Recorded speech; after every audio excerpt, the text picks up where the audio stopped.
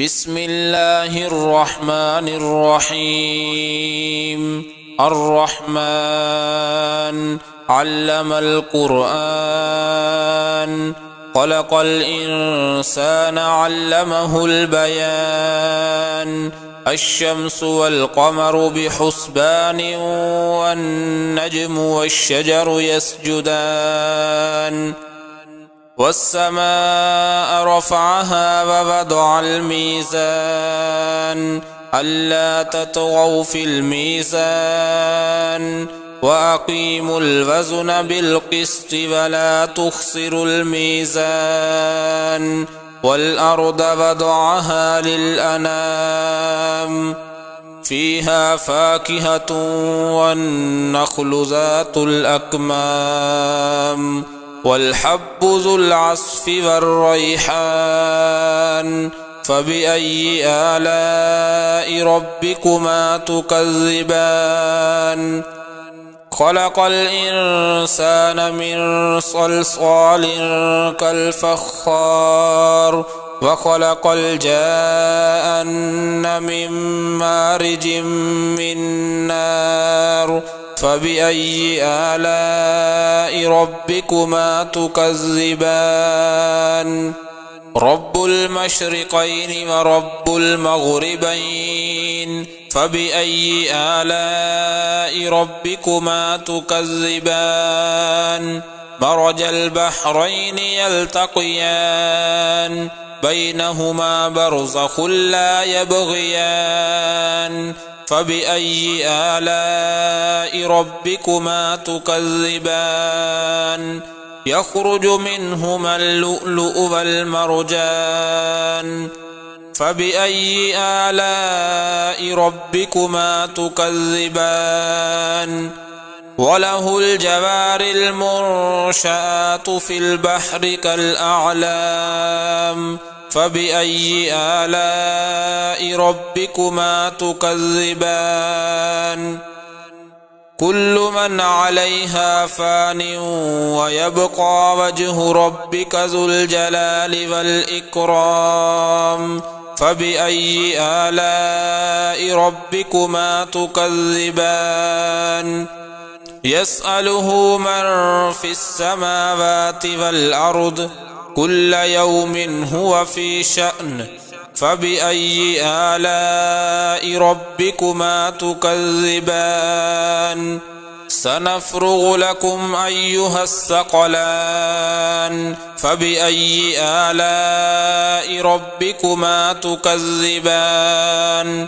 يا معشر الجن والإنس إن استطعتم أن تنفذوا من أقطار السماوات والأرض فانفذوا، لا تنفذون إلا بسلطان. فبأي آلاء ربكما تكذبان؟ يرسل عليكما شواظ من نار ونحاس فلا تنتصران. فبأي آلاء ربكما تكذبان؟ فإذا انشقت السماء فكانت وردة كالدهان. فبأي آلاء ربكما تكذبان؟ فيومئذ لا يسأل عن ذنبه إنس ولا جان. فبأي آلاء ربكما تكذبان؟ يعرف المجرمون بسيماهم فيؤخذ بالنواصي والأقدام.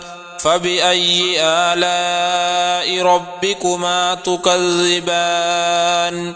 هذه جهنم التي يكذب بها المجرمون، يطوفون بينها وبين حميم آن.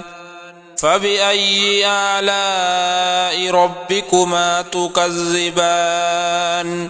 ولمن خاف مقام ربه جنتان، فبأي آلاء ربكما تكذبان ذواتا أفنان فبأي آلاء ربكما تكذبان فيهما عينان تجريان فبأي آلاء ربكما تكذبان فيهما من كل فاكهة زوجان فبأي آلاء ربكما تكذبان متكئين على فرش بطائنها من استبرق وجنى الجنتين دان فبأي آلاء ربكما تكذبان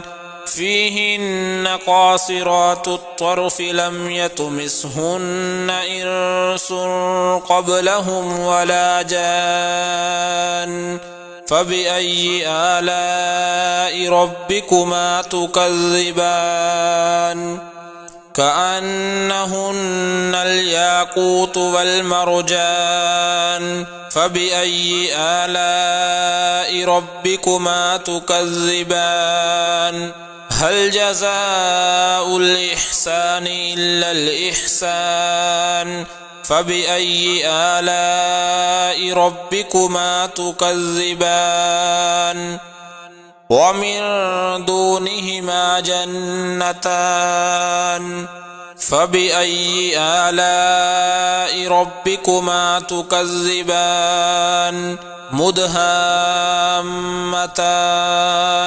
فبأي آلاء ربكما تكذبان فيهما عينان نضاختان فبأي آلاء ربكما تكذبان فيهما فاكهة ونخل ورمان فبأي آلاء ربكما تكذبان فيهن خيرات حسان فبأي آلاء ربكما تكذبان حور مقصورات في الخيام فبأي آلاء ربكما تكذبان لم يطمثهن إنس قبلهم ولا جان